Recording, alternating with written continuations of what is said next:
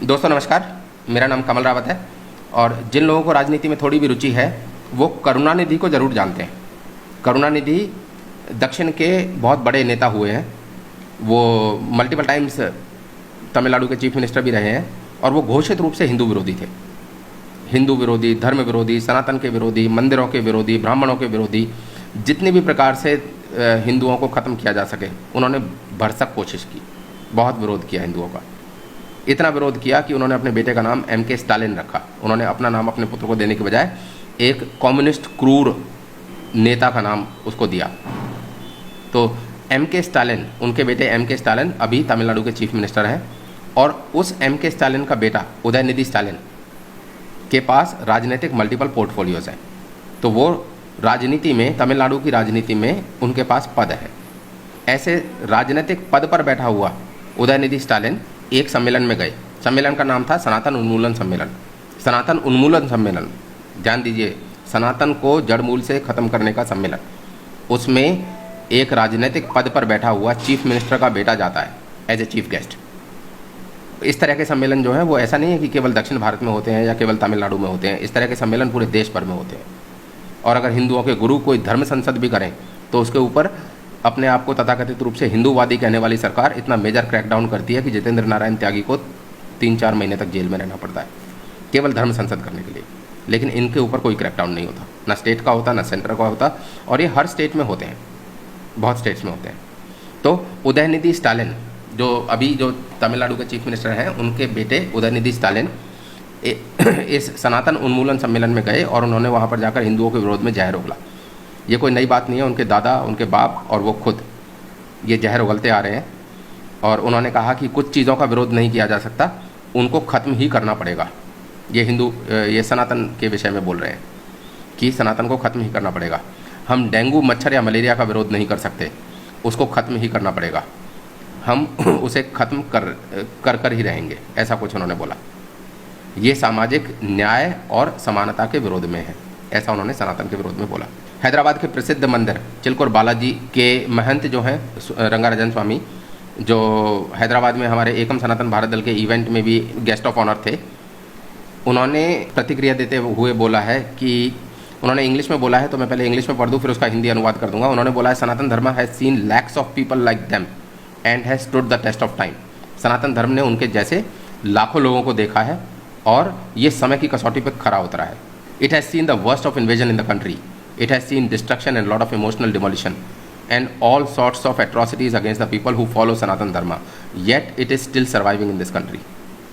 उन्होंने कहा कि सनातन धर्म ने बहुत सारे इन्वेजन्स, बहुत सारे आक्रांताओं के इन्वेजन्स को देखा है, बहुत सारी डिस्ट्रक्शन देखी है, मंदिरों का टूटना देखा है, अपना खुद का भावनात्मक तौर से टूटना देखा है।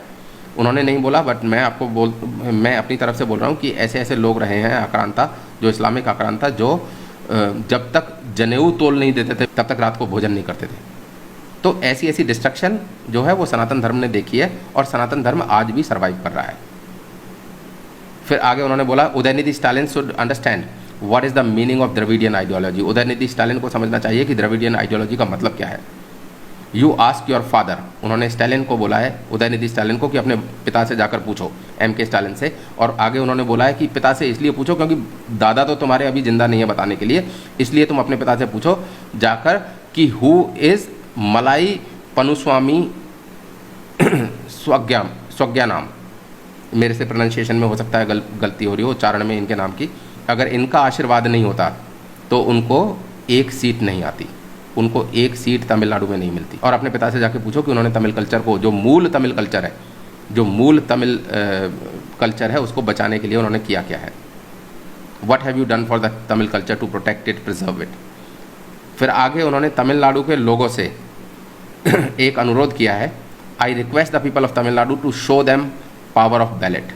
उन्होंने कहा है कि तमिलनाडु के लोगों को कोर्ट में जाकर कुछ नहीं मिलेगा, कोर्ट में जाने की बजाय इनको अपने वोट की पावर दिखाइए और ऐसी पार्टी को वोट दीजिए जो सनातन धर्म को, elect the person who respect Sanatan Dharma, who believe in temple system and protect our culture.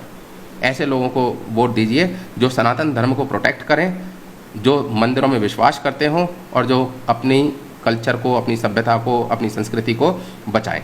इस पर दूसरी प्रतिक्रिया जो उदयनिधि स्टालिन का जो बयान आया था उस पर दूसरी प्रतिक्रिया एकम सनातन भारत दल के राष्ट्रीय अध्यक्ष श्री अंकुर शर्मा जी की आई।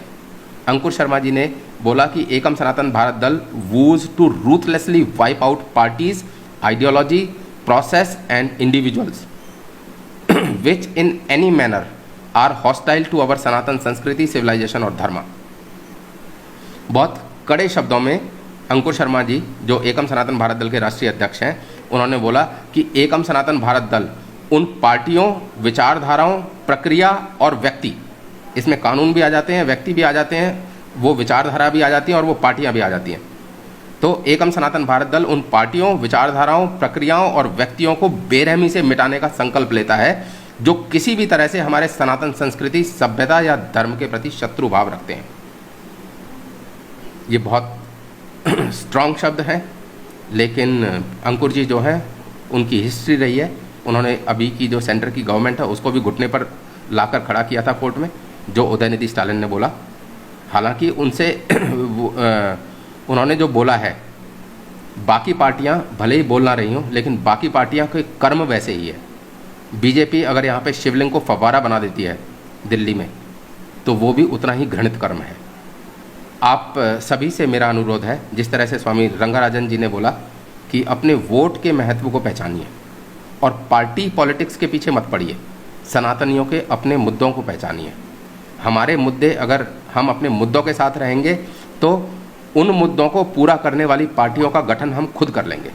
सनातनियों में इतनी क्षमता है कि अपने मुद्दों को पूरा करवाने के लिए वो पॉलिटिकल पार्टियों का निर्माण कर सकें।